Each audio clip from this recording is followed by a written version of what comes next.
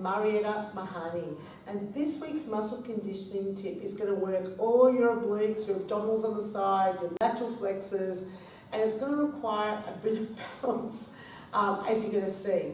Now, there's a way to modify this, which I'll show you, but it's not desirable. The whole point of using the ball is to be in an unstable, situation, that you're not completely stable in all ways. But I will show it to you because for some of us, we're just starting to use the ball for the first time. And if you're an group fitness instructor or personal trainer, you may want to use this alternative for people that might be struggling a little bit. So let's get started.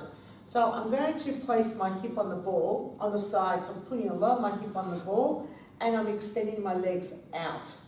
I'm going to place this hand on the floor and I've got this hand right here. So I'm either holding the hand here or holding my hand on the ball. And what I'm going to do is I'm going to just lift my body up sideways.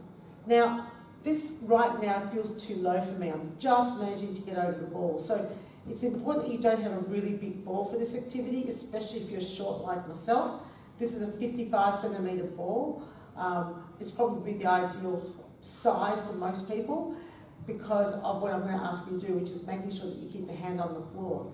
So I'm going to just pop up a little higher. I'm not sure if you saw what I just did. I'm going to just roll up a little bit higher. So the ball's a little bit further down my hip. And now I feel like, that's better.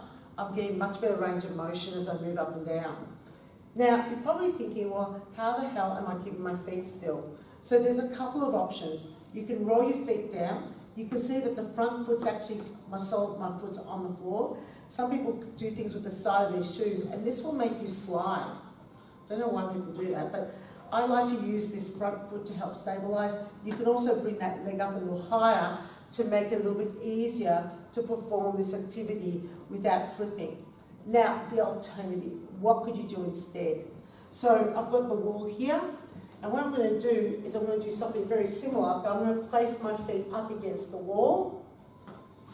So get the ball in nice and close, feet up against the wall. And now I'm using the wall to help stabilize me. Now, the advantage of doing that is I can just focus on the muscles I'm trying to work. The disadvantage is you take the stability aspect out of the ball. But is it a bad thing? Not necessarily. It just depends on the purpose of why you're doing the exercise. So let's go back to this. So I'm lying over the ball, got my feet in a position that feels comfortable, and I'm just lifting myself up sideways. So this is what I call level 1, because this hand is going to assist the movement pattern. Now, if I want to make it more challenging, take the hand off the ball, and wow, there's a big shift here. This becomes much more challenging to go up and down. Now the hand doesn't have to lift off the floor, you can sort of drag your fingers off the floor for this one because you have to use your lateral flexors so much more. This is much more challenging through the abdominals and the lateral flexors of the spine. You may also want to use this hand to support the head. So I've got my hand, wrap it round, hold the neck so that my head sort of falls back into my forearm and it helps keep it supported. So if I'm getting a bit of discomfort around the side of the neck, that's an alternative. All right, back to the exercise. So we're back to here. Now, there's a couple of other options or progressions that you can do here.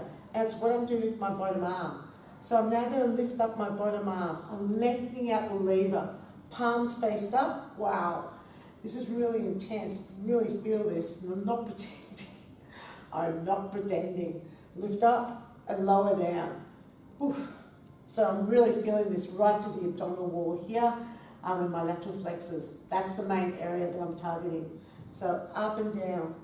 So if you're thinking, well, if that's not the final level, what is? So I'm going to take this arm up here and now I'm lifting both arms. I'm not supporting the head. I'm trying to lift my whole torso up and down off the ball as much as I possibly can, keeping my arms open, like a bit like a V action over the head. Now adding the arms in this position will add a lot more load to the torso, which ultimately will work these muscles more. It's intense. This one's an intense activity. You won't need to do that many repetitions.